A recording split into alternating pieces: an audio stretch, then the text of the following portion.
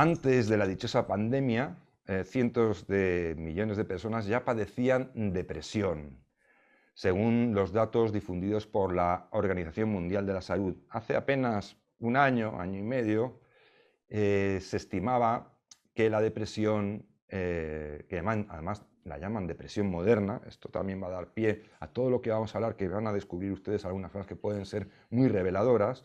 Bueno, pues que la depresión moderna era la segunda causa de discapacidad laboral y en general de discapacidad. Una persona queda inhabilitada pues, para trabajar, para incluso las cosas más elementales. Ahora mismo, según los datos de la Organización Mundial de la Salud, la depresión es ya la primera causa de discapacidad. Es un salto muy rápido y veloz en apenas un año. Hablamos de que pues hay millones de personas que sufren esa enfermedad, centenares de millones de personas que sufren la depresión moderna y que lógicamente tiene una incidencia muy importante en la causa de mortalidad. Ojo, en algunos grupos de edad la depresión acaba en suicidio y se convierte en la cuarta causa de letalidad. Esos son datos actuales. Bueno, algo está pasando, algo está pasando. Algo sí podemos decir que hay una crisis, que nuestra vida es así, que hay problemas, que hay tal, que en fin, pueden haber cantidad de factores que ahora vamos a hablar de ellos. Pero evidentemente algo grave está pasando y ese algo grave quizá no tenga tanto que ver con la realidad pura y dura como la percepción de la realidad o la realidad que se nos está trasladando. Esa realidad, entre comillas, exagerada, que nos produce verdadero pánico, o que está generando verdadero pánico. Hay términos, por ejemplo, que les van a sorprender, ¿no? La ecoansiedad, un tipo de ansiedad generada por la preocupación hacia lo que puede ser el apocalipsis climático. Eso es una nueva calificación, ya casi, digamos, escolástica, canónica, de un tipo de depresión o de ansiedad. Todo esto y más vamos a tratarlo porque esto es la sociedad terapéutica, un fenómeno relativamente moderno, muy reciente, y hay que tomárselo bastante en serio. Y para tomárnoslo en serio y hacer un análisis lo mejor y lo más divertido, entretenido, ameno y sobre todo ilustrativo posible, y digo divertido sin querer banalizar el problema, lo digo para que no sea un tostón, que eso no lo va a ser. Tengo conmigo a David Cerdá, que es consultor y docente, y muy interesado en estos temas, que suele tocarlos cuando él escribe, porque también es escritor, y suele tocarlos desde el punto de vista de la hora de escribir, pero también a la hora de dar sus conferencias o charlas. Y bueno, pues le tengo aquí porque menudo morlaco nos hemos echado a la cara. David, encantado de que estés conmigo en este nuevo programa de Mover el Punto, que es una sección especial de disidentia.com que hemos llamado Mover el Punto porque vamos a intentar utilizar un poco el pensamiento lateral, salirnos un poco de las convenciones o de las cosas que se están repitiendo como chascarrillos para observar las cosas desde una perspectiva más amplia y quizá más allá de la espuma de la noticia o de la superficie de las cosas. David, ¿cómo ves tú que ahora mismo ya te lanzo esto, la depresión se haya convertido en la primera causa de discapacidad a nivel mundial? Pues muchas gracias, Javier. Un placer, como siempre, hablar contigo. Bueno, yo lo primero que me gustaría para situar este tema es hacer entender a la gente que la depresión no es como un SARS o como una embolia. Es decir, las enfermedades mentales, naturalmente, hay enfermedades mentales, digamos, de trascendencia psiquiátrica o digamos, de una composición química que puede encontrarse en un escáner, etcétera, ¿no? Hay una composición en litio, en fin, hay montones de cosas que pueden ocurrir en el cerebro de una manera física y que, bueno, tienen una manifestación externa que llamamos depresión. Pero eso solamente es la punta del iceberg de la depresión en sí, que digamos que es depende mucho de la percepción y de lo que escuchemos. Es decir, la depresión, por supuesto, existe, pero no existe de la misma manera que existe una embolia, ¿vale? O sea, es mucho más opinable que una embolia y es mucho más gestionable que una embolia. Una embolia es una embolia, ¿no? Y el que tiene una diverticulosis, pues tiene una diverticulosis y punto. Sin embargo, una depresión puedo llegar a generármela yo mismo. Y esto es importante que lo sepamos, ¿no? Cosa que nunca ocurriría con una embolia, si no llega a ser, digamos, el resultado físico de precisamente de algo que yo hago con mi cerebro, ¿no? Con lo cual, también tiene que ver mucho con la cultura y tiene que ver con cómo se definen ciertas emociones, ¿no?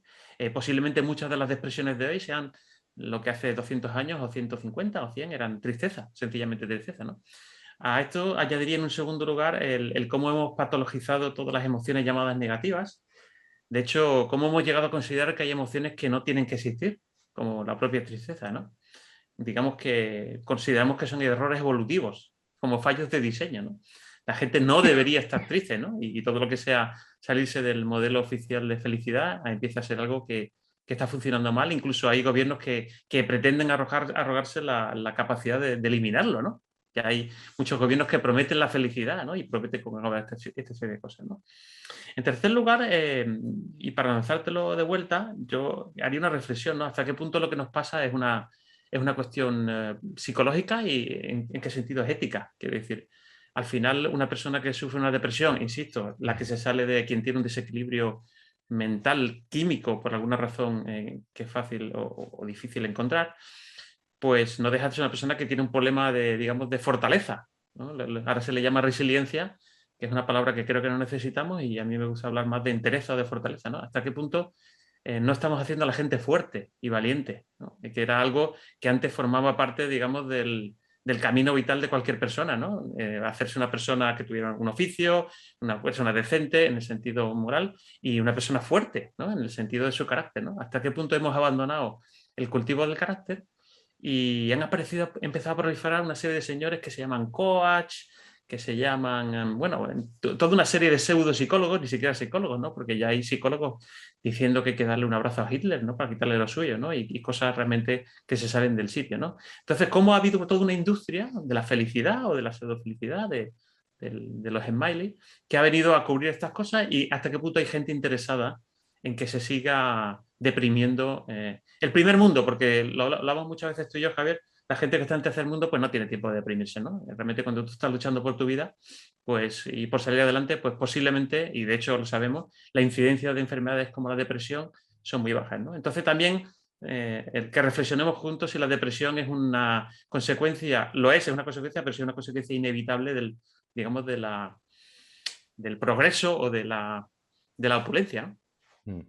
Bueno, ahí has apuntado una cosa que es importante, yo creo que es importantísima, esta de que algunos gobiernos se están arrogando una misión casi bueno, pues que la felicidad es algo que debe promover y proveer casi el poder, ¿no? Dicho así en crudo, ¿no? Y mira, y esto yo creo que es un giro muy importante, que ha tenido consecuencias nefastas. Mira, ya en 1946 la Organización Mundial de la Salud definió salud como un estado completo de bienestar físico, mental y social y no simplemente la ausencia de enfermedad. Bueno, muchas personas me dicen, no es lógico, porque la salud tiene un espectro más amplio que solamente una cuestión de salud puramente física, decías, de no tener una embolia, como decías tú, ¿no? Pero a mí esto sí se traduce rápidamente en que el estado de bienestar, lo que conocemos como estado de bienestar, da un salto cualitativo. Es decir, que más allá de promover políticas redistributivas, pues sabemos de redistribuir la riqueza y este tipo de cosas, adquiere una dimensión terapéutica. De tal forma que sentirse bien, pongámosle unas comillas muy enmarcadas, sentirse bien ha terminado por considerarse un estado de gracia que la administración debe promover y asegurar. Ojo, ¿eh?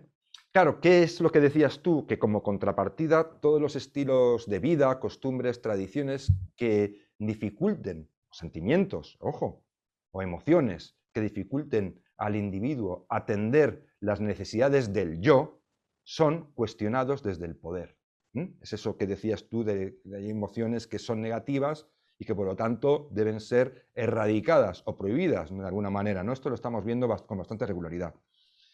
Así se explica, por ejemplo, pues que cualidades como el sacrificio, que le comentabas tú, el compromiso, la resistencia de la persona, la capacidad de sobreponerse a los contratiempos, a los problemas, a los shocks, si queremos decirlo así, pues, pues se ha convertido, ha caído en picado. Es decir, yo creo que la sociedad está demasiado controlada, estamos demasiado controlados. Estamos demasiado mediatizados, muy mediatizados. Por eso he sacado lo de la ecoansiedad, porque la ecoansiedad, desde luego, es una consecuencia de un universo, digamos, mediático, incesante, tremendo, incansable, insistente, agobiante, que nos está diciendo que va a haber un apocalipsis climático. Que, pues que el agua, el nivel del mar sube, que, bueno, pues, bueno, la capa de ozono antes desaparecía y íbamos a morir abrasados por los rayos ultravioleta. Nos están diciendo que se van a producir muchísimos más fenómenos meteorológicos de estos incontrolables, como ¿cómo se llama esto? Los tornados, pero lo otro que se llama tifones, ¿no? Los tifones que arrasan y matan cientos de miles de personas. Es decir, nos están diciendo que vamos caminando con paso firme hacia el apocalipsis, ¿no? Es decir, yo creo que eso también entra directamente en el problema que estábamos comentando, este entorno, esta burbuja mediática que no deja a las personas respirar y que le hacen que tengan cada vez más miedo y más angustia, ¿no? Porque incluso la persona más resistente, si están todo el rato repitiéndote que el mundo se va a acabar, que nos tenemos que ir corriendo porque a partir del día tal ya no hay capacidad de retorno, pasamos el punto de no retorno y esto se acaba. Bueno, por supuesto a la persona mayor ya le afecta, pero a los jóvenes los destroza. Es decir, los que más padecen este tipo de nuevos síndromes son las personas más jóvenes, que son más vulnerables, ¿no? Más impresionables, ¿no? Pero la cuestión yo creo que está ahí. Y la segunda parte de esa cuestión, ya termino, David, es que la política, los políticos, los expertos, este entorno que nos genera estos mensajes que quiere salvarnos del apocalipsis, está trasladando a las personas una imagen del mundo y de la propia política que es absolutamente inaccesible. Es decir, nos están trasladando la idea de que estamos abocados a confrontar problemas de una complejidad y de una dimensión tan grande que nosotros no estamos capacitados para comprenderlos ni desde luego para afrontarlos particularmente. Es decir, nos están diciendo, nos están trasladando la creencia de que nos enfrentamos a peligros desconocidos, para los que no estamos preparados. Es decir, y ahí luego ya añadiré algunos datos que arrojan un poco de luz sobre la importancia que tiene que las personas se sientan preparadas o no para afrontar el futuro, lo que viene o determinadas amenazas. Yo lo dejo aquí. Yo creo que el estado terapéutico es una fábrica de, entre comillas, de enfermos, de gente deprimida. Creo que el estado terapéutico pretende cuidarte, pero en el fondo lo que consigue con todos estos mensajes, con todo lo que he intentado explicar, lo que está consiguiendo no es que haya enfermos, sino que la gente se sienta realmente enferma. Sí. Bueno, grandes ventajas del apocalipsis. Ventajas comerciales del apocalipsis. Cuando el mundo se acaba, no crees que haya nada atrás para ti, porque no te sientes heredero de una tradición, ni te sientes continuador de un proyecto, como puede ser la civilización. Y cuando no hay nada delante de ti, porque se va a acabar el mundo, pues lo que cabe es el shopping. Quiere decir, lo que cabe es salir afuera y hacer una fiesta del yo, ¿no? Y comparte muchas cosas, consumir mucho, porque al fin y al cabo, si se acaba el mundo, es decir, grandes ventajas comerciales del apocalipsis. Ventajas políticas del apocalipsis.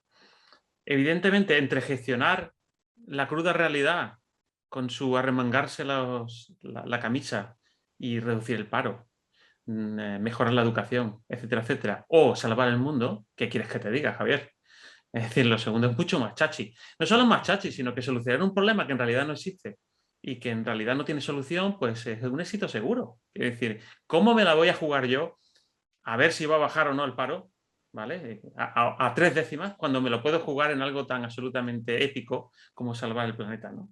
Y bueno, luego son técnicas de venta de toda la vida. Tú y yo lo sabemos porque enseñamos estas cosas, ¿no? Es decir, pain, cuando quieres vender algo, lo que tienes que incidir en el dolor del cliente, ¿no? Entonces, tengo que incidir en tu miedo, tengo que hacerte sentir pequeñito y tengo que hacerte sentir sobrepasado, porque de esa manera me volverás a votar. Es una cosa, digamos, de primero de venta. Has hablado antes de la definición de salud. Cuando la definición de salud es, como tú has dicho, expansiva, todo el mundo está enfermo. Y cuando todo el mundo está enfermo, pues no somos ciudadanos libres ni podemos tomar decisiones. Las personas enfermas se tienen que meter en la cama, ¿vale? Y tienen que dejar que los demás les cuiden. Y esto es el mundo al que quieren abocarnos. No es ninguna conflagración mundial, no existe, pienso yo, ningún club Bilderberg ni nada que se le parezca. Es sencillamente, como hablamos siempre, la sencilla codicia. La capacidad de vender, pues, vender, conseguir votos a cambio de prebendas o la capacidad de vender cosas que seguramente no necesitamos porque tenemos mucha prisa porque el mundo se acaba, ¿no? Sin embargo, lo que necesitamos es una definición de la salud restrictiva. Porque cuando yo defino que la salud implica que yo no sienta tristeza o que no tenga problemas sociales o problemas de pareja, estoy definiendo una salud que es inhumana. El ser humano es problemático. No se lleva uno bien ni con uno mismo. Hay días que uno no se soporta a sí mismo. ¿Cómo no vamos a tener un problema con...? Claro, ¿qué está produciendo esto? Por ejemplo, está arrasando con las parejas. Porque la primera dificultad ya es algo que se ha estropeado y hay que recambiarlo, ¿no? Quiere decir, bueno, pues es que, señores, que estar casado es esto, tener una pareja es esto, hay un día que te dices una cosa que no querías haber dicho, al día siguiente pides perdón y así es como si uno está con una persona 20, 30, 40 años. Si tú consideras que cualquier fallo en la pareja es una pareja que se ha estropeado, como si fuera una maquinaria, ¿no? Como un móvil que lo cambio cada 2 o 3 años, y que eso es un estado de no estar en salud cuando uno se siente triste, ¿no? Necesito un coach, necesito un psicólogo. Los psicólogos, bueno, ya lo hemos mencionado otras veces, mi mujer es psicóloga y por lo tanto tengo un grandísimo respeto por esta profesión, ¿no? Pero es cierto que ella me dice muchas veces que hay un porcentaje de la gente que va a verla que realmente no tiene ninguna patología, sino que está perdida, ¿no? Y con eso enlazo con algo que hemos comentado en una otra ocasión, pero que viene muy al pelo, lo que Víctor Frankl llamaba crisis noógenas, ¿no? Víctor Frankl, como sabe, el autor de El hombre en busca de sentido, pues encontró que hay mucha gente que enferma pues porque le falta una razón para vivir. Es que para levantarse todas las mañanas hay que tener una razón. Y esa razón no te la dan en un manual de instrucciones porque no somos un puñetero iPhone, ¿vale? No, ni somos un animal que viene programado. El ser humano es el único ser que es libre y por lo tanto tiene un marrón enorme encima de la mesa, ¿vale? ¿Y qué decía Víctor Frankl? Y con eso te paso la palabra. Víctor Frankl decía, Occidente sufre sobre todo de crisis nógenas, crisis de sentido. La gente que no sabe qué hacer con su vida empieza a generarse a sí mismo problemas, ¿vale? Y creo que buena parte de la depresión que existe es una falta de sentido, ¿vale? Y esto está en la raíz de muchos de nuestros problemas. Sí, y yo creo que ahí hay una parte también de eso, que por eso te estaba haciendo alguna señal, no quería interrumpirte, pero sí, para que no se nos fuera de ese punto, Sí. que es un punto muy importante. Yo creo que a veces el sentido está también en lo pequeño, es decir, lo Sí, es verdad. comprensible, en aquello que podemos abarcar y podemos entender y podemos manejar. Es decir, cuando el poder para el negocio o para tener el poder, que es dinero y al mismo tiempo la posibilidad de controlar los negocios, de Sí. dirigir por dónde van a ir los negocios, con esto de, por ejemplo, la transición ecológica, hay mucho de decir, no chicos, el dinero público ese que no es de nadie va a pasar por nuestras manos y nosotros lo vamos a ir adjudicando correctamente. Y entre que pasa por nuestras manos y llega donde supuestamente tiene que llegar, algo se va a quedar por el camino, si no es que se vaya a quedar bastante más de lo que cualquiera cabría imaginar, ¿no? Podría imaginar. Pero bueno, lo que tú estás diciendo es que yo creo que también el mensaje, volviendo un poco a este tipo de mensajes milenaristas, apocalípticos, es decir, yo voy a poner antecedentes un poco, es decir, sinceramente lo de... o sea, hay que poner en contexto que las predicciones apocalípticas no son tampoco ninguna novedad. Es decir, la sociedad siempre ha tenido sus profecías o sus profetas del apocalipsis, ¿no? Siempre. Pero la variedad y cantidad de predicciones pesimistas que en la actualidad se proyectan desde los foros y organismos internacionales, desde el entorno político y del activismo, con la colaboración entusiasta y y prácticamente acrítica de los medios de información no tiene precedentes. No tiene precedentes. Es decir, estamos en una situación que es completamente anormal desde este punto de vista. Es decir, los catastrofistas siempre han estado ahí, pero siempre han sido una minoría. Han hecho mucho ruido, por ejemplo, han aprovechado y cogido protagonismo pues cuando ha ocurrido un suceso, como suele ser común, el oportunismo, ¿no? Aprovechando algún suceso o una desgracia, pues aprovechaban y lanzaban terribles admoniciones, ¿no? Lo que ocurre es que esas admoniciones al poco tiempo, cuando la crisis había pasado, eran olvidadas porque la sociedad, las personas, racionalmente tienden a ser más optimistas que estos señores, ¿no? Sin embargo, lo de hoy es una auténtica barbaridad, porque hoy pronosticar el apocalipsis parece un oficio de moda. Es decir, es como que está todo el mundo ahí, ¿no? Proliferan acuérdate de lo que eran los arúspices, ¿no? Sí. Pero los modernos, que utilizando determinadas disciplinas del conocimiento, pues juegan, utilizan esas disciplinas como si fueran instrumentos para hurgar en las entrañas, ¿no? Pero no de la bestia sacrificada, sino de las entrañas de la sociedad para presagiar un futuro que siempre es invariablemente terrible. Entonces, cuando decía que lo importante del sentido de la vida está en lo pequeño, quiero decir que estos señores, el poder político, la tendencia, es que está confrontando a las personas no con lo que deberían estar midiéndose todos los días para darle sentido a su vida, sino con problemas insuperables, con cosas de unas dimensiones casi cósmicas.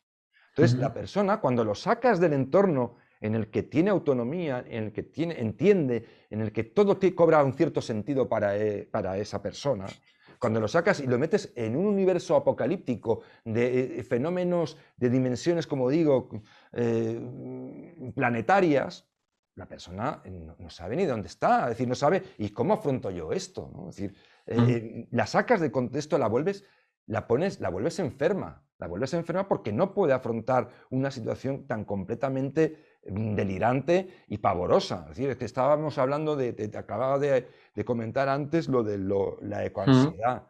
¿Cómo es que la ecoansiedad es decir, no se considera una patología como tal? Es decir, pero bueno, es que lo tengo que encontrar por aquí porque me he quedado completamente... Bueno, no se considera una patología hasta que les dé tiempo a meterle en el DSM-4 o el DSM-5 por el que vaya.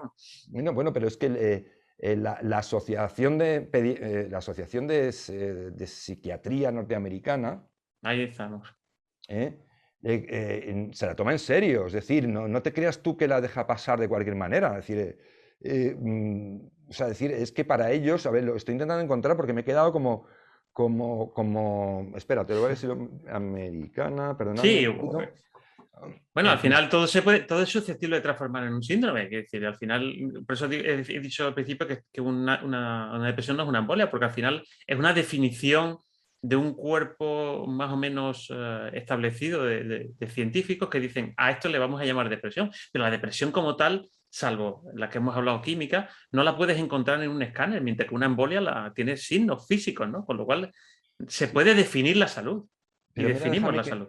Deja que termine esta parte porque quiero leerlo literalmente. Aunque no está considerada una patología en sí misma, hablo de la ecoansiedad. La Asociación de Psicólogos Norteamericana define la ecoansiedad como el miedo crónico ante la catástrofe medioambiental. Algunas personas sufren episodios cotidianos de pena y desesperación. Otros muestran ataques de pánico repentinos. Incluso, en algunos casos, se manifiesta en la toma de decisiones vitales como no tener hijos, porque piensan que puede ser poco ético debido a la superpoblación del planeta y la calidad de futura en él, la calidad de vida futura en él. Es decir, esto es un compendio. O sea, yo no critico a la Asociación de Psicólogos Norteamericanos. Ellos simplemente están describiendo una especie de nueva patología y más o menos sus orígenes, aunque que se fundamenta. Lo que digo es que el origen de esa patología, lo que provoca esa patología, es un compendio de disparates, ¿no? Es un compendio de delirios. Lo digo así de claro, es decir... y movimientos sociales, ¿eh? Hay uno que se llama Birth Strike, como sabes, que hay un movimiento mundial para hacer huelgas de partos por mujeres que consideran que es lo mejor que pueden hacer por el planeta. Bueno, pero es decir, las elecciones de toda la vida... Sí, las elecciones de toda la vida que ahora, claro, si yo digo que no quiero tener niños, porque no me hay muchas razones para no tener niños. Yo creo que hay mucha gente que no ha debido tenerlos nunca, de hecho. Y muchas razones para tenerlos, por supuesto. Yo tengo 3. Pero, ¿qué es mejor? Es decir, yo no quiero tener niños pues porque, yo qué sé, pues me fastidian, yo quiero viajar. O decir que estoy haciendo una birth strike para salvar el planeta. O sea, aquí también hay un factor a las nuevas generaciones que a falta de un sentido tan, vamos a decir, tan poco épico como hacer una familia o una pareja, me da igual, y hacer una vida, llevar una vida decente, ser un profesional decente, cosas que son épicas, digamos, de diario, que son poco épicas porque son de diario, qué mejor que sustituirlas por algo tan grande como voy a salvar el planeta, ¿no? Es Sí, decir, pero también hay un... escucha. Sí, Perdona que te interrumpo, porque ese has llegado a un punto que yo creo que es crucial. O sea, date cuenta, porque es que sí. ahora la tendencia de los expertos, es decir, los que están adosados al poder, es precisamente que si tú no percibes el peligro, es decir, si tú no eres consciente de la enorme amenaza que supone esos apocalipsis que te están pronosticando, el enfermo eres tú, porque tienes lo que ellos llaman distancia psicológica. Es decir, porque te resistes a entenderlo, ¿vale? Y tú además de eso, de ser el enfermo tú, eres culpable de que las personas buenas, sensibles, padezcan ecoansiedad, porque ellos al verte a ti, que no tomas conciencia del peligro, se angustian y se desesperan, porque eres tú el que los estás empujando al abismo. A Vaya mí por todo Dios. esto, no, esto es así, es que yo me he preocupado en buscarlo, claro, porque claro, a mí me parecía verdaderamente alucinante que las sociedades más confortables, más seguras, con todos los defectos que queramos, pero váyase usted a otros lugares y se dará Sí, cuenta de señor. lo que le digo, más seguras, más prósperas, con todos los problemas y con todas las angustias que queramos de la historia de la humanidad, resulta que son las sociedades con una tasa de depresión y de tristeza más alta de toda la historia de la humanidad. Desde que hay indicios o se puede en alguna medida medir o tener algún tipo de referencia en este sentido. Entonces, es una paradoja alucinante. Pero lo que te acabo de decir es que precisamente si usted no siente angustia o ecoangustia, como se llame esto, ¿no? Ecoansiedad, usted está enfermo. Y encima no solo está enfermo, sino que es culpable de que otras personas se enfermen ante la desesperación que sienten de ver que usted es un irresponsable y que los empuja al apocalipsis. ¿Qué te parece? Bueno, me ha recordado algo de Mark Bauerlein, que es profesor en Emory.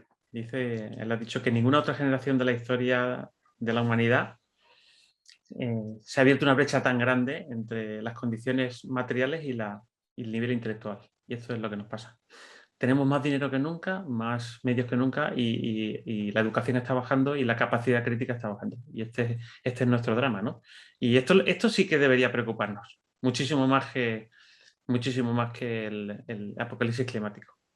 Se ha formado la tormenta perfecta, ¿no? Ha ocurrido todo esto en un mundo donde pues tenemos redes, porque antes la gente que hacía este tipo de apocalipsis pues solo tenía, digamos, el recurso de irse al parque, al famoso parque este en Londres o en Estados Unidos, subirse a una silla y empezar a anunciar el apocalipsis, ¿no? Claro, es que ahora tenemos las redes sociales. No, pero ahí, ¿Vale? ahí perdóname, voy a discrepar contigo porque me estaba ¿Sí? echando para atrás. Este tipo de síndrome existió durante la Guerra Fría. Sí. El Sí, bueno, síndrome claro. del Claro. day after, ¿no? Es decir, y de Sí, hecho claro. Hubo gente comprando mascarillas. Sí, correcto. yo me recuerdo, y conozco a mis amigos, y no te hablo de los Sí, 60, 70, te hablo ya de los 80, ¿eh? Ojo, sí. que entonces hubo unas crisis bastante potentes, aún no nos acordamos, que podían acabar que volvió a coger temperatura. Acuérdate la Sí, sí, sí. guerra espacial o no sé qué, aquello que había Sí. una confrontación muy dura, se puso muy dura la cosa entre Occidente y el Este, ¿no? El Este y Occidente. Y me acuerdo de estar en tu casa viendo la televisión, esto no era un Sí. señor cualquiera, eran los canales de televisión, haciendo programas sobre el peligro del holocausto nuclear a todas horas y estar viendo programas que duraban horas una hora, un informe semanal, todo eso. Mm. Y llegabas a sentir verdadera angustia. O sea, cuando terminaba el programa decías, bueno, pero todavía teníamos un poquito de equilibrio y salíamos del hoyo. Pero sí recuerdo que nos Sí. hacían sentir enfermos, ¿eh? No, siempre ha existido, Javier. Lo que quiere decir es que tú antes, en los años 60 o 70, o leías un periódico o te ponías delante de la tele. Pero ahora tienes un cacharro, que es este, que va contigo a todas horas y te está declarando el apocalipsis a cada minuto, con cada like y cada mensaje de que ha escrito alguien a quien tú sigues. O sea, lo que ha cambiado es la ubicuidad de los mensajes. Por supuesto que hubo una época, y además yo creo que sí fue peligrosa, yo creo que en los años 60 estuvimos a punto de irnos a pique, quiero decir, vaya cochinos y todo eso, o sea, hubo un momento en que la cosa se puso muy difícil, ¿vale? Y había un verdadero enfrentamiento nuclear entre dos grandes potencias que podían darle al botón, ¿no? O sea, que digamos que entonces sí estuvimos cerca de cierto apocalipsis. No sé hasta qué punto estuvimos cerca, eso es discutible, pero mucho más cerca que ahora, quiero decir, porque ahora hay una cierta dispersión del poder mundial, todo el mundo entiende que eso no va a producirse, etcétera, ¿no? En principio. Lo que pasa es que ahora es ubicuo. O sea, una persona joven dedica unas 4 o 5 horas al día a estar en redes sociales. ¿Tú cuánto tiempo dedicabas a ver un programa de esos? Pues a lo mejor veías 2 programas de esos por semana. 2 horas, ¿no? Y el resto eran conversaciones y la calle y una sensación de realidad muy grande. Mira, hemos hablado mucho de cómo las redes sociales te hacen perder la comunicación cara a cara, el rostro. Todo esto también crea miedo. O sea, un miedo apocalíptico vivido a solas, que es como lo estamos viviendo.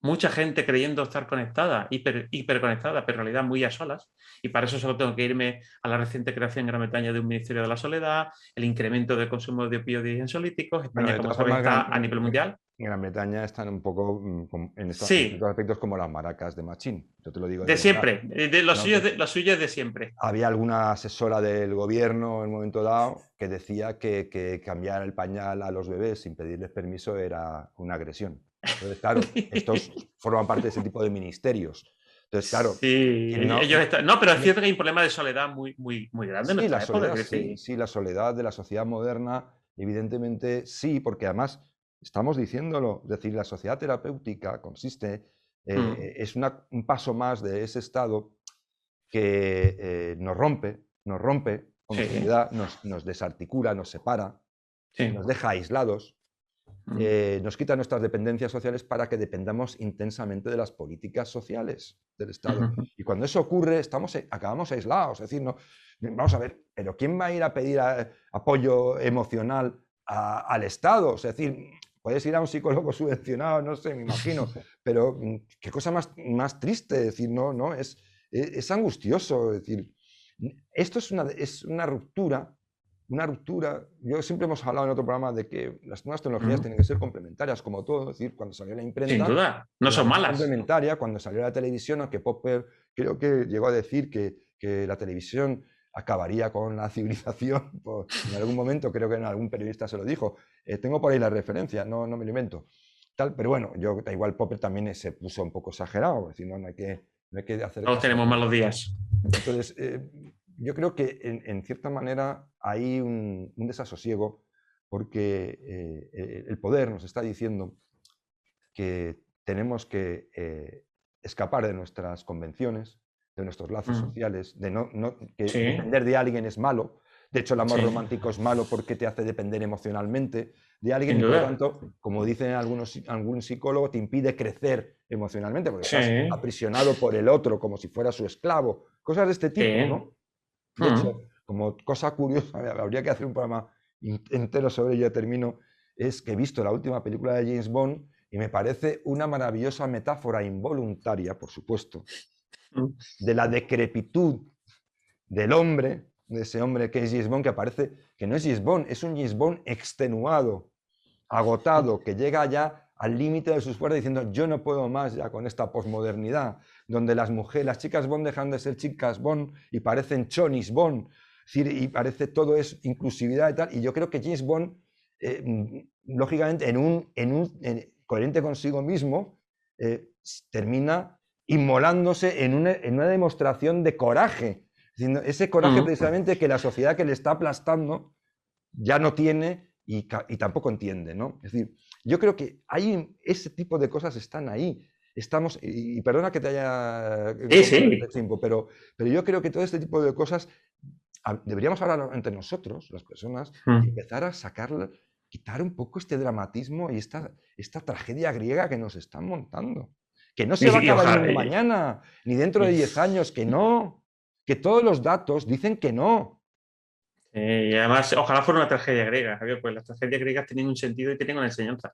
Aquí no hay ninguna enseñanza detrás. La canción de la cabra tendría que ser esto, como los griegos. Claro, es decir, ojalá fuera una tragedia. La vida es trágica. Es decir, la vida no es como decía Freud, el mundo no es una guardería. Quiere decir que, a ver si me entiendes, que hay un montón de problemas. No, las tragedias griegas enseñaban. Esto no enseña nada. Es decir, y al final, ¿qué es lo que pasa? Que el consumidor perfecto y el votante perfecto se han fusionado. Que es una persona sola, que no le debe nada a nadie, que trabaja mucho para poder permitirse muchos caprichos, que no tiene relaciones fluidas con todo el mundo, género fluido, relaciones fluidas, todo debe fluir muchísimo. Porque poliamor. Aquí lo que se trata es... Sí, aquí de lo que se trata es que haya rotación, ¿sabes? No, lo que importa es que haya rotación, porque en la rotación hay negocio. Si tú eres una persona que tienes amigos de toda la vida, con los que vas a tomarte una caña, o vas a casa de alguien, que es el pecado mayor, porque joder, por lo menos podéis ir fuera y tomarte algo fuera, ¿no? Y consumir. Y tienes una conversación con alguien de 1 hora y media donde no estás gastando nada, y no estás entrando y no estás dando clics. Es decir, todo esto es muy anticomercial, muy desagradable.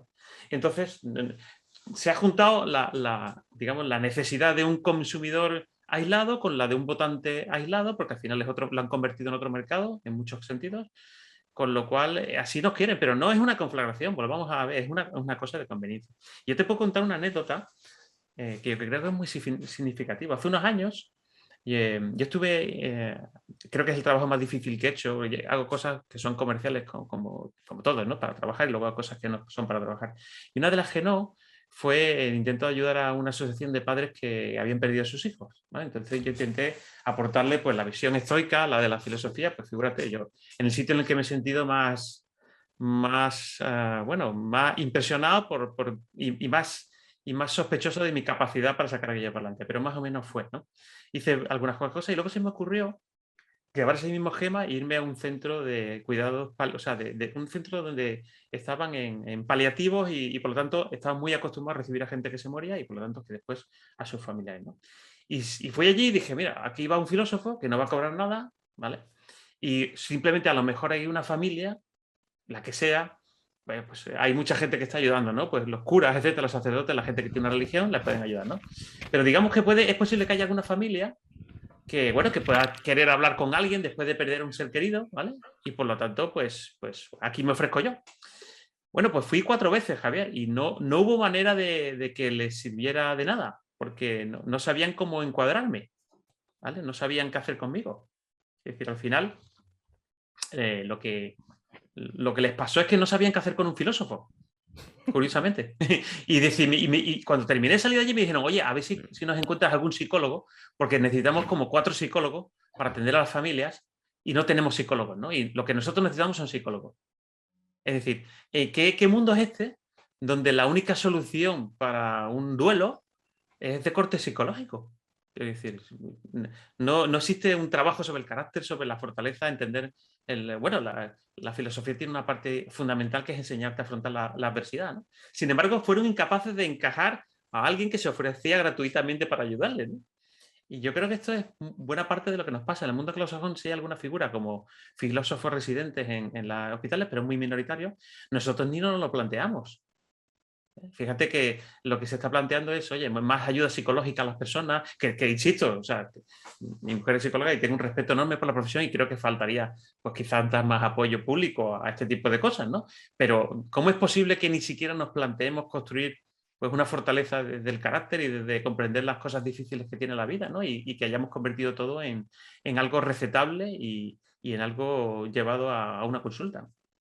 Sí, no, estás tocando muchos temas. Lo que pasa es que yo estoy más en la labor ahora, es decir, de Sí. desmitificar y poner las cosas en el punto, como decías tú también, por cierto, que hablando de que hay que recurrir a un psicólogo para el duelo, pues bueno, pues vale, bien. ¿No? Pero como complemento no está mal, por el fondo, en realidad vamos al psicólogo de cabeza sin pasar por ningún otro lado, ¿no? Es decir, sin hacer ningún otro ejercicio, sin hacer ningún otro tipo de conversación, sin acudir a los demás, sin tener amigos, sin tener familia, sin tener Claro. alguien Es decir, si los problemas crecen y crecen y crecen como bolas de nieve, precisamente porque estamos solos. Sí. Entonces, como estamos solos, no terminamos de afrontarlos. Incluso igual no nos damos ni cuenta de que los tenemos hasta que de repente se nos presenta una especie de angustia. ¿Y por qué he tenido un ataque de pánico? ¿No? Iba conduciendo y he sufrido un ataque de pánico. Y no sé por qué, empezaba a hiperventilar, me sentía mal, porque no comunicamos, porque digamos, no soltamos lo que llevamos dentro de forma ordenada, de forma natural, de forma que no se nos monten ahí atascos, ¿no? Esto es como comer sin parar, sin parar, sin parar, pero no ir nunca al baño. Es decir, hay un momento en que claro, perdón por la comparación, pero al final, claro, cuando vas al baño aquello es un desastre. Es decir, incluso puedes ponerte enfermo, ¿me entiendes? Es decir, te pones enfermo. Entonces, yo creo que no digerimos las cosas, no las estamos digiriendo. Y luego estamos en una situación, insisto, para simplificarlo un poco más, yo creo que realmente nos están confrontando con supuestos retos y deadlines, ¿no? Líneas límite, líneas que una vez sobrepasadas ya no hay capacidad de retorno, ya superas el punto de no retorno, que son no voy a decir falsas, que son colosales exageraciones. ¿Por qué razones? Pues dices tú, por la cuestión de que es un negocio, pero también sobre todo el poder. Sobre todo el poder, porque el poder es negocio. Es decir, con el poder hay negocio, hay dinero. Es decir, tú puedes tener incluso dinero, pero no tener poder. Es decir, y bueno, lo tienes, teniendo solamente dinero. Pero si tienes poder, seguramente puedas tener, ya tienes el poder y posiblemente tengas dinero. Sí. Es decir, es una cuestión bastante evidente. Hay gente que tiene, yo conozco a gente que tiene mucho dinero, pero no tiene ningún poder. Uno, o sea, ninguno. Hombre, igual le da por comprar a alguien y tal para que diga lo que él quiere, pero no tiene poder, realmente no tiene ningún ascendente sobre la sociedad, ninguno. Ni siquiera sobre un círculo relativamente amplio, que no es verdad, no lo tiene. Para eso hay que tener la cabeza orientada al poder. Para la gente, la atracción de muchas personas por el dinero, para la mayoría no, es simplemente quitarnos de problemas, ¿no? Porque dicen que el dinero no da la felicidad, pero sin dinero es muy difícil la felicidad, quizás más difícil todavía. Pero nosotros lo vemos así, pero hay gente que el dinero lo ve como una palanca de poder, ¿no? Es decir, que el poder y el dinero van de la mano. Yo te quiero decir esto porque a mí el punto importante para mí es que tenemos que traer las cosas que se nos han ido de madre, nos las han colocado en unos puntos equivocados y tenemos que traerlos a la realidad.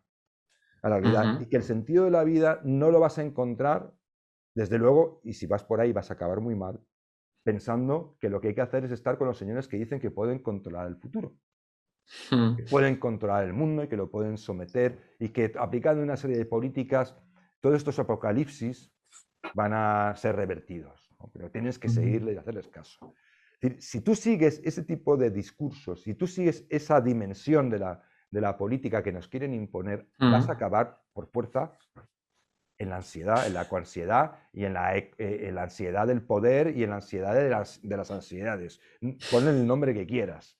Tú tienes que hay que exigir que este tipo de entendimiento de la política, esa obsesión, esa idea, esa visión de que el mundo puede ser planificado, controlado y que si no, es el apocalipsis. Eso hay que quitarlo de en medio ya. Eso hay que acabar con ello por una cuestión de pura supervivencia y de pura salud mental. Ahí sí que sí. Es decir, sin duda. A usted y a mí lo que nos preocupa es, como decías tú, bueno, pues tenemos un desempleo muy elevado por una serie de factores que nadie está tratando realmente. Nadie está tratando. Nadie quiere tocar eso, porque eso es un problema real. Y como los problemas reales son complicados y generalmente cuando tomas decisiones para abordar problemas reales, no para resolverlos, que la política no resuelve, ayuda, facilita. Cuando tú tienes que meterte en ese terreno y de verdad te lo tomas en serio, por fuerza vas a tener que tomar decisiones que son impopulares, que son conflictivas y polémicas, y te van a suponer un coste político. Y ahí no quieren entrar, lo que quieren es salvar el mundo. Ustedes son incapaces de rebajar el desempleo estructural que tiene, por ejemplo, España, pero usted se va a ir al COP26 y va a decir que va a salvar la humanidad. No sé si lo podemos poner en contexto para darnos cuenta de la estupidez y del morro, perdón, y que hable tan castizo, que hay que tener para llegar a hacer ese tipo de saltos en el vacío con triple tirabuzón, ¿entiendes? Bueno, se llama, eso en mi tierra se llama trilerismo, ¿no? ¿Dónde está la Bueno, bolita? ¿Dónde está la bolita? ¿No está aquí? ¿Dónde está allá? No, mira, está aquí en el planeta, ¿no? Bueno, yo creo que al final también los medios de comunicación contribuyen a eso en cierto sentido. Mira, cuando pasó lo de la pandemia y cuando ya empezó a salir la gente, el verano pasado, The Guardian se le ocurrió salir a la calle y empezar a preguntar a la gente pues quién tenía ansiedad de volver a desconfinarse, ¿no? Y encontró, pues claro, cuando preguntas encuentras, ¿no? Y encontró que había mucha gente que realmente lo de la pandemia no le había parecido tan mal, ¿eh? bueno, pero eso... mira, La distancia, hay mucha gente que ha buscado la distancia social, Javier, toda la vida. bueno, Es pero no decir, como que la ha buscado, es que estaban ya en distancia social seguramente antes. exactamente, lógicamente. Sí. Quiere decir que, evidentemente, Pero bueno, esos son los que luego de repente acaban en un psicólogo. sí, evidentemente, porque, Porque porque el ser humano es social. hay Entonces, una cuando regla tú no eres invariable, social... la soledad es... Mira, vamos a ver. Es muy bonito eso de la soledad en plan ascético, ¿no? Y tal, pues es el filósofo que Bueno, se tú sabes que los retira. ingleses tienen dos palabras para eso y está muy bien, que es solitude y loneliness. Sí, Solitude es cuando tú la buscas sí, exacto, exacto. y loneliness es la que estamos hablando ahora. Sí, pero te quiero decir que a veces confundimos una cosa con la otra, nos la venden Por como si fuera lo supuesto, otro. por supuesto, Pero por supuesto. que la soledad está contraindicada para la salud en todos los aspectos, pero no solo psicológicos, sino hasta físicos. Se somatiza, evidentemente se somatiza. No, ni no solo eso, porque la soledad, la falta de sociabilización también te hace más sedentario, joder. Es que, es decir, el que está solitario, pues hay que tener mucha fuerza de voluntad para irse todos los días a hacer deporte, o siempre Comer bien. solo. La ¿Mm? gente mayor suele declinar cuando empieza a no comer bien, ¿no? Empieza a no hacerse de comer. Claro, entonces, pero había un tema que habías tocado ahí que no quería que se me escapara, pero se me acaba de escapar de la cabeza. Pero era un tema que era muy importante. Pero bueno, a ver, ya volverá, ya volverá. Saldrá Pero... seguro. Ah, no, sí, hablando de la pandemia, por ejemplo, vamos a poner otra vez en contexto, porque yo creo que las Sí. personas nos pongamos también, seamos un poco de, pues como cuando vamos al supermercado, o antiguamente a la frutería y tal, y estábamos viendo si comprábamos las peras estas, la otra, y hablábamos con el tendero, ¿no? Es decir, Sí. y no me engañes, que las últimas me las diste no que eran muy buenas y tal, ¿no? Esa forma cabal de funcionar en el mundo y de intentar hacer las cosas lo mejor posible, ¿no? Bueno, hablabas de la pandemia. El miedo a la pandemia, ¿no? El miedo al virus, el virus no sé qué, es ese miedo que de repente han generado en la población también. Los políticos, los mismos políticos que nos han vendido que teníamos la mejor sanidad del mundo, cuando resulta que no era así. Y nos está hablando usted de las amenazas globales de epidemias y de futuros virus que pueden aparecer porque hemos invadido el medio natural y, en fin, entonces los animales ya directamente trasladan virus saltándose, en fin, un rollo patatero. La tierra se defiende. Claro, y la naturaleza se defiende, ¿no? Que la naturaleza sí está para eso, ¿no? La naturaleza es una persona que tiene una identidad particular. No, pero me estás hablando usted del miedo y de que el peligro terrible de que estamos corriendo todos, pero la sanidad se ha demostrado que estaba organizada, iba a decir una palabrota, como él, Sí. que era un desastre. Ellos mismos lo han sufrido, ¿eh? O sea que los primeros son ellos los que lo han sufrido. No, no, me Yo refiero, bueno, creo los que... políticos no, me refiero a los que trabajan No, en la sanidad. los que trabajan allí, Claro, evidentemente. claro, pero, es decir, pero la sanidad estaba manga por hombro, es decir, falló estrepitosamente ante una prueba de estrés real, ¿verdad? Porque claro, la sanidad, para que de vez en cuando pues, tengas que atender una temporada de gripe, que ya supone un cierto caos, pero la sanidad cotidiana y tal, pues hombre, con todo el dinero que se destina, por lo menos en proporción al PIB, se supone que tiene que medio funcionar, ¿vale? Pero cuando has sido sometido a una prueba de estrés, que es cuando tienes que dar el do de pecho del sistema, el sistema sanitario, cómo responde, ha sido catastrófico, o sea, un desastre, un desastre. Pero los políticos están hablando de salvar al planeta de nuevos virus cuando no son capaces siquiera, porque no se atreven, de meter la mano en algo que funciona mal, que está mal organizado, que está politizado y partidizado como todo.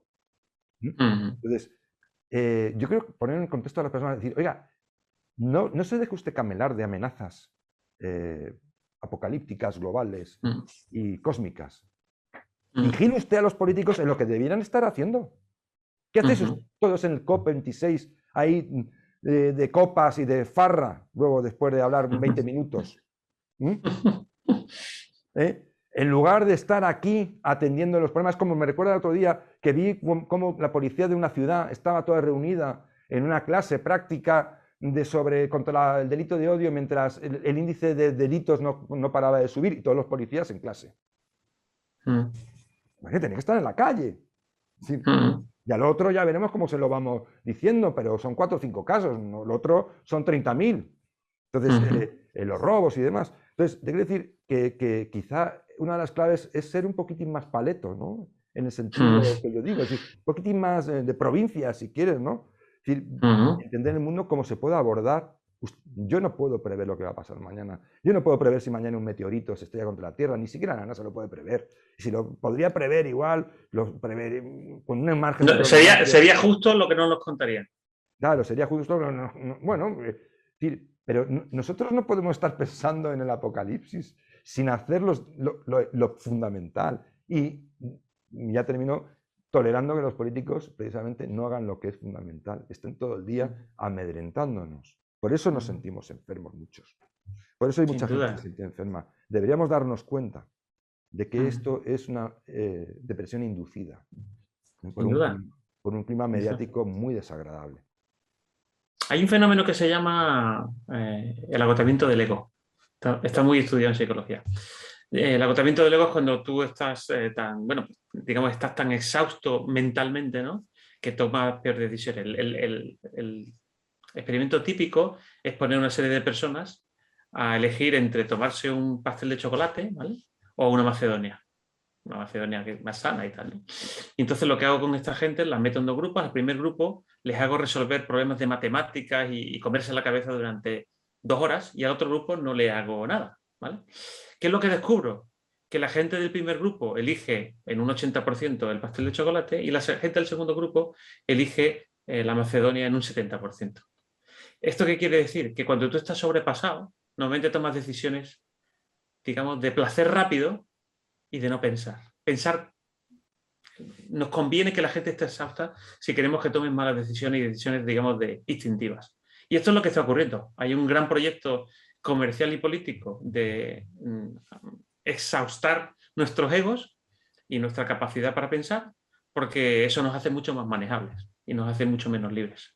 Y cuando la gente es más manejable y menos libre, pues hay más dinero que ganar. Porque, insisto, a mí se me pueden vender muchas más cosas. Si yo no tengo un interior construido, no tengo relaciones, gente con la que tomarme un café o una conversación como estoy teniendo contigo ahora, algo perfectamente poco comercial y, sin embargo, algo que tiene un gran interés civil.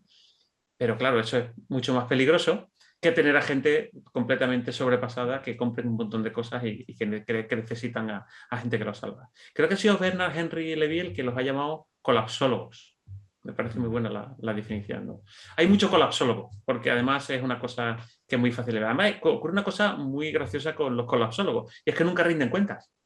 Es decir, pasan 3 años y nadie... Oye, pues había el otro día colapsólogos y la otra versión, que son los transhumanistas, ¿no? Que el otro día leía en el The Times, ¿no? Que ya han dicho 2045, en el 2045 el hombre será inmortal. Fíjate tú que son dos extremos completamente opuestos, pero los dos funcionan, ¿vale? Porque, o sea, quiero decir, o el apocalipsis o la inmortalidad. Pero, señores, podemos vivir 60, 70, 80 años los que podamos, como de una manera decente, dejar un mundo mejor el que dejamos, tener una familia o no, cada uno que elija lo que quiera, comportarnos como personas en las que se pueda confiar, ser personas de palabra, personas de honor, todo ese tipo de cosas que son 1000 veces más interesantes que esas grandes pseudoépicas, porque ni siquiera son épicas, ¿no? La épica, como tú sabes, implica hacer algo por tu parte, y como ya no puedes hacer nada, solamente eres víctima, solamente eres sufridor, ¿no? Es decir, oye, que hay que echarla. Yo he hecho los plásticos, el envase de plástico. Pues sí, hago mis cosas. Claro, intento reciclar el papel. Las hacemos todos, hombre, por favor. Las hacemos, ya está. Si tampoco es cuestión de ir contra todo, oiga, ¿no? Pues yo no quiero ver una bolsa de basura en la playa, señor. Pues ya está, de una bolsa de plástico. Sí, señor. Pues es normal. Le podemos llamar no ser un guarro, ¿no? Quiere decir, ser una persona, ser un ciudadano. Ser responsable, hombre, una persona responsable. Ya está. Si usted no tiene su casa llena de mierda, con perdón, pues no tenga usted la calle llena de mierda. ¿Por qué la calle sí y su casa no? Ya está, mucho más sencillo. Es una cuestión que simplemente es una cuestión de comentarlo y convencer. No hace falta imponer. O sea, es que esto sí que se puede educar, y lo podemos educar no en el colegio, en todos lados, lo podemos hacer cualquiera. Es una cuestión que podemos hacer entre todos y punto. No tiene que llegar un ministro y decir, a partir de ahora, sacas. ¿Sabes? ¿No? Y Claro todo el mundo allí, bueno, pues ya está. Y entonces sí que protestamos, ¿no? Pero al final nos tragamos una ley estúpida, seguramente. No, pero, y ya para ir terminando, yo creo que cuando hablamos de a veces del consumismo y del no sé qué, no sé cuántos, yo siempre incido en una cosa. Es decir, vamos, te voy a dar un dato. La media de recaudación de la Unión Europea, por ejemplo, de los estados de la Unión Europea es el 46%. Es decir, el Estado, por lo visto, para que la civilización exista, por aquello que los impuestos son el precio de la civilización, resulta que si colegimos para algunos, habida cuenta de que el Estado tiene que llevarse prácticamente la mitad de la riqueza, de nuestra riqueza, para algunos la civilización debe ser un infierno. O sea, la idea que tiene la civilización está en el infierno en la tierra, ¿no? Pero bueno, quiero decir con esto que, ojo, yo siempre he indicado que desde hace tiempo la política dio un giro, una nueva vía, y lo vuelvo a repetir, en la que decía, bueno, vamos a dejar por un lado la cuestión capitalista y de que la gente tenga empresas y que haya particulares que muevan negocio y tal, porque cuando caen los negocios en manos del Estado, pues acaban en quiebra. Y a nosotros lo que nos interesa es que la economía funcione para poder recaudar, cuanto más mejor. Pero vamos a condicionar la demanda. Es decir, vamos a intentar imponer una visión del mundo a través de imponer ciudadanos correctos, con las actitudes que nosotros estimemos que son las que nos interesan para el mundo que nosotros tenemos en la cabeza. Es decir, ¿hasta qué punto es el consumismo un producto también de esa demanda, no voy a decir condicionada, pero sí, igual sin querer, pues lo que ocurre es que estás limitando y prohibiendo otro tipo de iniciativas y al final, pues lo único que nos queda es, pues no sé, la realidad virtual. Al final las empresas tiran por el metaverso. El metaverso. Bueno, que el metaverso yo tampoco le veo tampoco. A mí me preocupa mucho más el metaverso político, es decir, la realidad virtual política en la que estamos instalados, que enchufarme a una cosa que seguramente, bueno, pues hay gente que está todo el día en la videoconsola jugando, que es prácticamente realidad virtual y que le vamos a hacer, ¿no? Pero bueno, yo... Claro, hay una gran diferencia con el metaverso, porque el metaverso es un sitio donde va a haber casas, donde vas a tener relaciones, donde va a haber conciertos y donde a lo mejor se va a votar, A lo mejor se va a votar. No, sí, no bueno, ya veremos, me acuerdo, porque he visto tantos anuncios sobre, bueno, cuando salió Internet, decían que Internet iba a convertirse en fin, no sé qué cantidad de cosas que escuché y leí en su momento que daban pavor, ¿no? Es decir, y luego algunas medios se han cumplido de aquella manera y de forma bastante chapucera y otras que ni se han cumplido. Pero yo quiero decir con eso es que vamos a ver si podemos recolocar las cosas un poco en su punto. Aquí no estamos diciendo si la temperatura del medio ambiente sube o baja, o es medio pensionista, o se queda a mitad, o no sabemos. No, nosotros no decir que para eso están luego los estudios, que luego hay que analizar también la metodología, porque a veces deja muchísimo que desear. Eso es un proceso pues, que está para los que tienen que dedicarse a eso. Científicos. Pero los científicos no pueden convertirse a través de 4 modelos en los dueños de la moral. No es su función, no es su función. Es decir, los datos nos pueden decir cosas, pero no nos dicen qué debemos hacer. Ojo, ¿no? Eso es cosa nuestra. Pero bueno, lo que quiero decir, y ya termino, es que tenemos que entender el mundo de otra manera. Nos han llevado a un mundo en el que nos estamos dejando lo elemental, lo inmediato, lo que sí podemos manejar, lo que debemos además manejar, por una serie de mitologías y de catástrofes que están por venir y ante las que nosotros, encima, no solo nos sentimos inoperantes, sino que nos hacen sentir completamente inútiles. Y lo que es peor, culpables. Bueno, uno de los que estudió este tema es Seligman, ¿no? Hablaba de la incapacidad aprendida. Cuando hablaba de la depresión, él estudió primero en animales, como el hecho de lo que llamo incapacidad aprendida, cuando tú te sientes impotente para hacer cosas, como eso te induce a la tristeza, ¿no?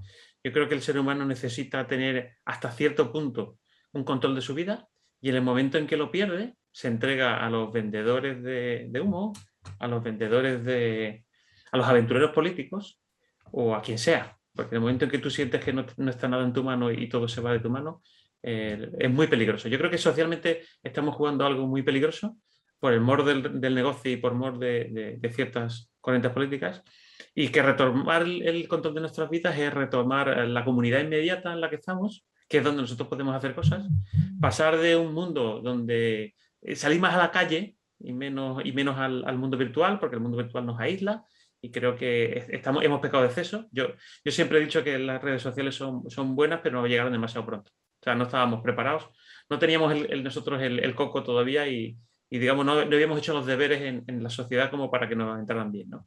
La solución para eso es volver a las relaciones de verdad, de carne y hueso, a los amigos, a la familia, al trabajo que hace uno, al oficio que hace uno, a la profesión que lleva, y a cosas como tú dices que pueden tocarse. Y empezar a sospechar de todos aquellos que nos quieran meter en esta etapa, porque realmente, y eso supongo que dará para otro programa, nos parece que se nos acaba, pues detrás de la socioterapéutica vienen los pseudoterapeutas, ¿vale? A mí no me preocupan los psicólogos, porque, insisto, creo que es una profesión seria, pero sí me preocupan los coaches, los pseudopsicólogos y la cantidad de vendedores de crecepelo que están haciendo. Y eso me parece una segunda estafa, ¿no? Y por lo tanto, tenemos que retomar el control de nuestra vida allí hasta donde podemos y entender que hay muchas cosas a las que no tenemos acceso a controlar y por lo tanto tenemos que hacerlo de una manera muy estoica, ¿no? Yo para terminar me voy a hacer una pequeña reflexión. No quiero parecer conspiranoico, pero sí existen ciertas concatenaciones o consecuencias lógicas o sucesos que tienen que ver unos con otros, no porque hayan sido planificados, sino porque igual pues era la consecuencia lógica. Y cuando a partir del momento en el que la economía en Occidente empieza a funcionar bien, y lo que llamamos proletario deja de ser proletario, se convierte en una persona que ya pues alcanza cierta independencia económica, que alcanza, por lo tanto, tiene cada vez más control sobre su vida, sobre lo que quiere hacer con su vida o lo que puede hacer con su vida, aunque la suerte influye, el azar también, pero ya hay... es decir, las personas de esta sociedad, que es un poco más opulenta, que empieza a ser opulenta, pues lógicamente se sienten más independientes, se sienten con mayores fuerzas. Lo son. ¿Y qué ocurre? Pues que las personas que llegan a ese punto se vuelven mucho más refractarias al poder. Es decir, ya dicen, no, ya no necesito que me digas tanto lo que debo hacer. Ya no necesito que me tuteles tanto ni que me ayudes tanto, ni te preocupes tanto por mí. Ya me preocupo yo por mí. Y esto, igual para lo más que lo dicen de forma mucho más exagerada, pues es como digamos que el comunismo pierde el sentido y por lo tanto tal, claro, hay un vacío de poder. Pero yo creo que no solo es el comunismo, sino en general la política y los políticos, y sobre todo aquellos políticos que creen, o aquellos ideólogos que creen que el mundo debe ser planificado, se dan cuenta de que están perdiendo el control, de que las personas se están volviendo demasiado reacias a su control, que ya no los tienen sujetos, demasiado sujetos. Y entonces deciden, no es que lo decidan así unos pocos, sino que... En una sala, no, pero así. Que va, consecuentemente, entonces dicen, necesitamos algo, necesitamos idear algo para que las personas vuelvan a necesitarnos, a depender de nosotros. ¿Y qué se nos ocurre? Y esto es lo que hemos citado alguna vez, creo que ya recientemente, en el Club de Roma, que es el embrión de todo este ecologismo radical de ahora, de expertos, políticos y demás, que era el Club de Roma y que es parte importantísima de lo que hoy sucede, pues deciden, y lo dicen así, literalmente, que hay que buscar enemigos, nuevos enemigos, y que podrían encajar bastante bien con la categoría de enemigos, pues el calentamiento global, el peligro ecológico, el hambre, el exceso de población.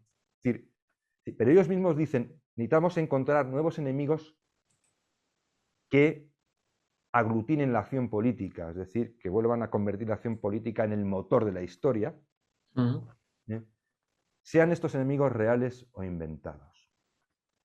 Yo aquí lo dejo, inventados en el sentido de que al final, con todas estas invenciones o exageraciones, estamos construyendo una sociedad, quieras que no, neurótica, que sufre neurosis.